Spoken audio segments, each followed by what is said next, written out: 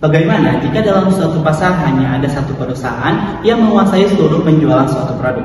Nah, kondisi inilah yang disebut dengan pasar monopoli. Monopoli adalah suatu bentuk pasar di mana hanya terdapat satu perusahaan dan produk yang dihasilkan tidak memiliki pengganti yang sempurna. Adapun ciri-ciri dari pasar monopoli, yang pertama, dalam industri hanya terdapat satu perusahaan saja. Yang kedua, produk yang dihasilkan tidak memiliki pengganti yang mirip. Yang ketiga, perusahaan baru sulit memasuki industri. Yang keempat, perusahaan memiliki kemampuan menentukan harga atau price maker. Dan yang kelima, promosi iklan kurang diperlukan. Selanjutnya, terdapat faktor-faktor yang menyebabkan timbulnya monopoli. Yang pertama, memiliki sumber daya yang unik. Yang kedua, perusahaan memiliki skala ekonomis. Dan yang ketiga, mendapatkan hak monopoli dari pemerintah, seperti hak paten, hak cipta, dan juga hak usaha eksklusif. Selanjutnya, penjelasan mengenai keuntungan maksimum. Yang pertama, keuntungan maksimum dengan pendekatan total. Dalam pendekatan total, keuntungan maksimum dicapai jika selisih penjualan total atau TR dengan biaya total atau TC memiliki nilai positif terbesar.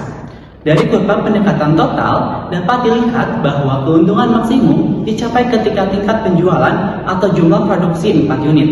Dengan hasil penjualan total atau TR sebesar 4.800 dan biaya total atau TC sebesar 2.500. Hal ini dikarenakan pada jumlah produksi 4 unit, keuntungan total atau TP yang dihasilkan sebesar 2.300, yang mana keuntungan tersebut adalah keuntungan total positif paling besar.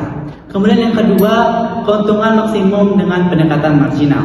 Dalam pendekatan marginal, keuntungan maksimum dicapai jika MR sama dengan MC atau MR minus MC, menghasilkan angka positif dan setelahnya MR menurun dan selisihnya menjadi negatif. Dari kurva pendekatan marginal, keuntungan maksimum dicapai pada tingkat penjualan atau jumlah produksi 4 unit dengan MR sebesar 600 dan MC sebesar 300, yang menghasilkan selisih positif 300. Yang kemudian, setelahnya MR menurun yang menyebabkan selisihnya menjadi negatif. Dalam pasar monopoli, perusahaan menjadi satu-satunya penjual di pasar sehingga memiliki kekuatan untuk menentukan harga.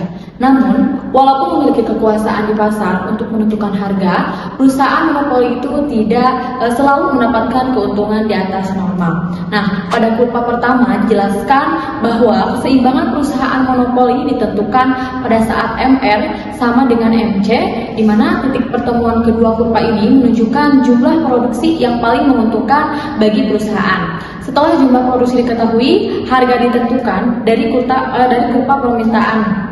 Lalu pada kurva pertama juga harga yang terbentuk sama dengan biaya rata-rata AC, di mana kondisi ini menunjukkan bahwa perusahaan hanya memperoleh keuntungan normal, yang artinya perusahaan itu tidak mengalami kerugian, tetapi tidak mendapatkan keuntungan yang besar. Sedangkan pada kurva kedua, walaupun perusahaan tetap memproduksi pada saat MR sama dengan MC, harga yang terbentuk dari kurva permintaan ternyata berada di bawah kurva AC.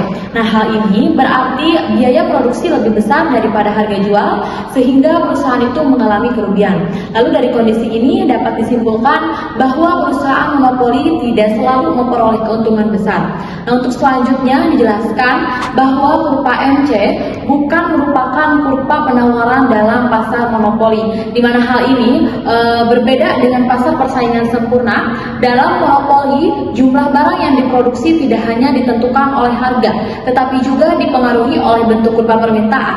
Nah, jika permintaan berubah, maka kurva MR juga akan berubah dan titik keseimbangan produksi ikut berubah. Karena itu tidak ada hubungan tetap antara harga dan jumlah barang yang ditawarkan. Selain itu, dalam pasar monopoli juga terdapat diskriminasi harga, di mana diskriminasi harga adalah kondisi ketika perusahaan itu menjual barang yang sama dengan harga yang berbeda di pasar yang berbeda. Hal ini dapat dilakukan apabila perusahaan menjual produknya ke lebih dari satu pasar dan masing-masing pasar memiliki tingkat permintaan yang berbeda.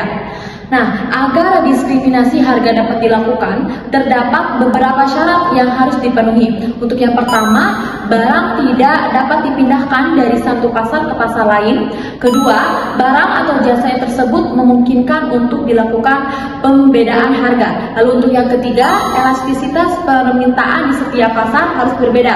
Nah, selain itu, biaya untuk menerapkan diskriminasi harga tidak boleh lebih besar daripada keuntungan yang diperoleh. Nah, contoh dari diskriminasi harga dalam kehidupan sehari-hari dapat dilihat pada perbedaan tarif listrik antara rumah tangga dan industri yang ditetapkan oleh PLN.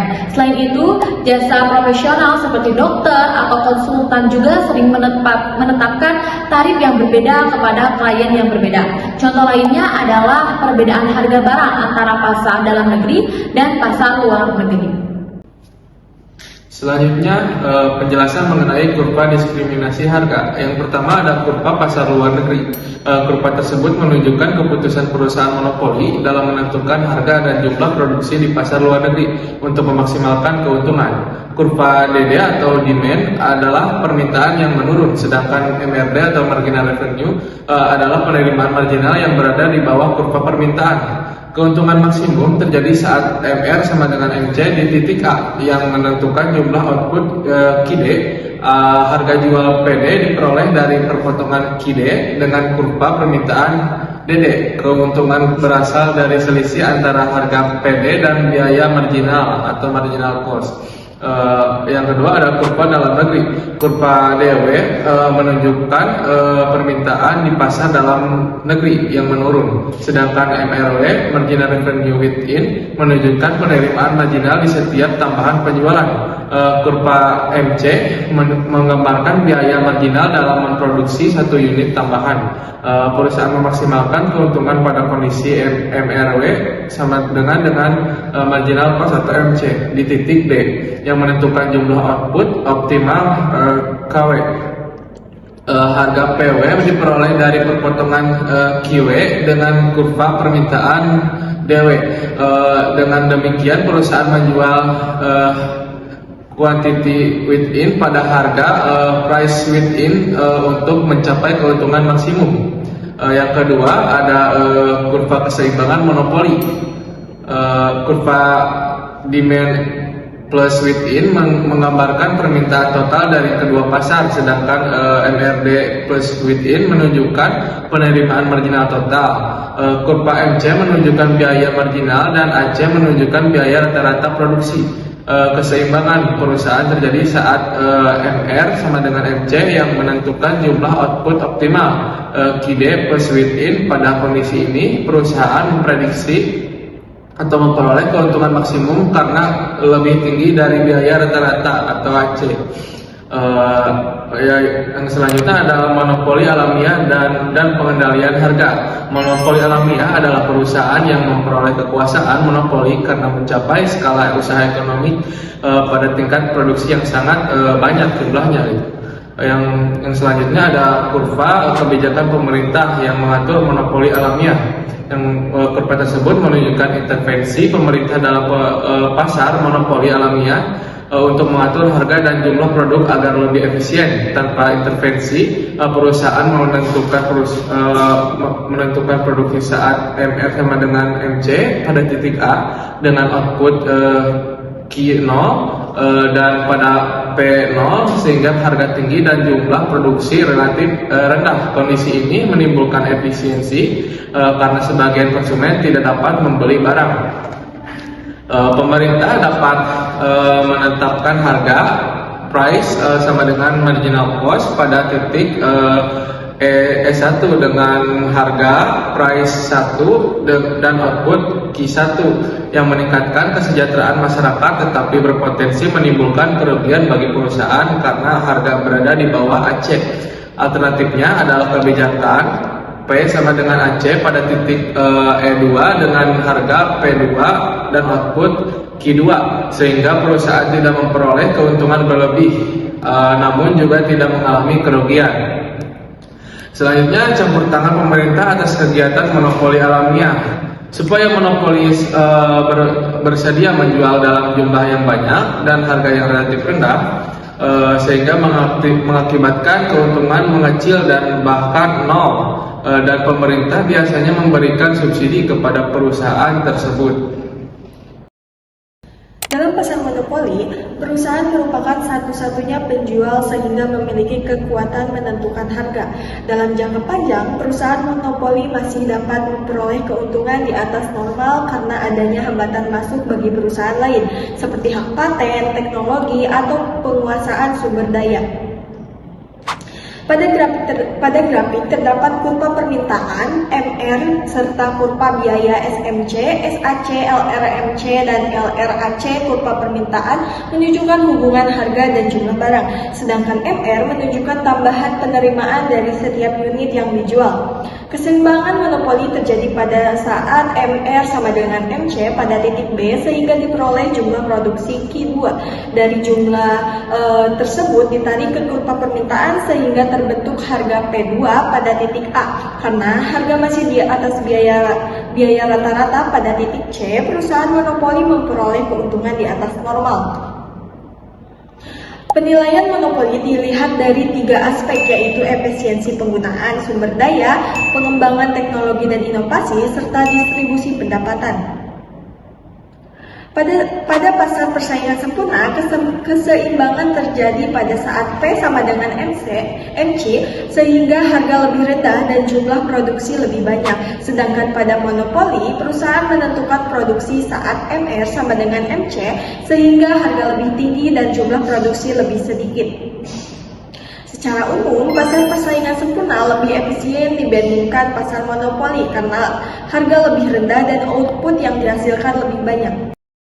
Efisiensi monopoli dibandingkan dengan pasar persaingan sempurna. Pada kondisi tertentu, pasar monopoli bisa lebih efisien dibandingkan dengan pasar persaingan sempurna, terutama jika perusahaan monopoli mampu menikmati skala ekonomi. Skala ekonomi berarti semakin besar jumlah produksi, maka biaya produksi per unit menjadi lebih rendah.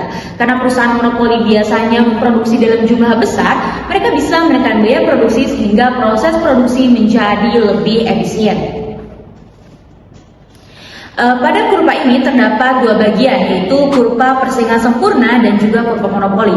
Pada persaingan sempurna, sumbu vertikal menunjukkan harga dan biaya, sedangkan sumbu horizontal menunjukkan jumlah output atau produksi. Kurva D atau permintaan menurun dari kiri atas ke kanan bawah, yang berarti semakin tinggi harga maka permintaan akan semakin rendah. Sementara itu kurva MC atau biaya marginal menanjak ke atas yang menunjukkan bahwa semakin banyak produksi maka biaya tambahan untuk memproduksi satu unit juga meningkat. Titik perpotongan antara kurva D dan MC merupakan titik keseimbangan pasar. Dari titik tersebut terbentuk harga keseimbangan atau P dan jumlah output keseimbangan atau Q. Pada kondisi ini perusahaan tidak dapat menentukan harga sendiri karena harga ditentukan oleh mekanisme pasar. Berbeda dengan pasar monopoli, yaitu pada monopoli terdapat kurva D atau permintaan, lalu MR atau marginal revenue, dan MC atau biaya marginal. Perusahaan monopoli menentukan jumlah produksi pada titik perpotongan antara MR dan juga MC yang menghasilkan jumlah output monopoli. Setelah jumlah output ditentukan, perusahaan kemudian menentukan harga dengan melihat kurva permintaan atau kurva D pada tingkat output tersebut. Karena perusahaan menguasai pasar, biasanya harga pada monopoli lebih tinggi dan jumlah produksinya lebih sedikit dibandingkan persaingan sempurna.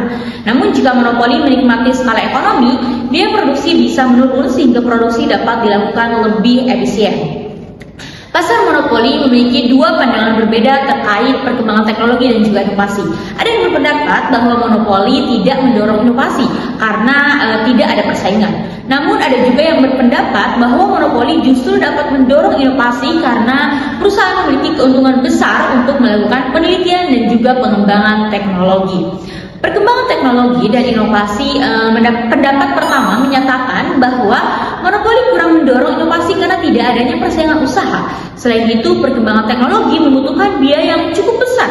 Jika perusahaan sudah menguasai pasar, mereka bisa merasa cukup dengan kondisi yang ada sehingga tidak memiliki dorongan kuat untuk berinovasi.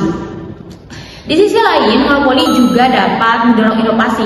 Hal ini karena perusahaan monopoli biasanya memiliki keuntungan yang besar. sehingga mereka memiliki dana untuk melakukan riset dan juga pengembangan teknologi. Inovasi ini juga bisa menurunkan biaya produksi per unit. Selain itu, teknologi yang dimiliki perusahaan monopoli bisa menjadi hambatan bagi perusahaan baru untuk masuk ke industri tersebut. Monopoli juga dapat menyebabkan ketimpangan distribusi pendapatan. Perusahaan monopoli biasanya memperoleh keuntungan yang sangat besar, bahkan melebihi keuntungan normal. Keuntungan ini sebagian besar dinikmati oleh pemilik perusahaan, sedangkan pekerja tidak selalu mendapatkan bagian yang seimbang. Akibatnya, pendapatan dalam masyarakat menjadi tidak merata.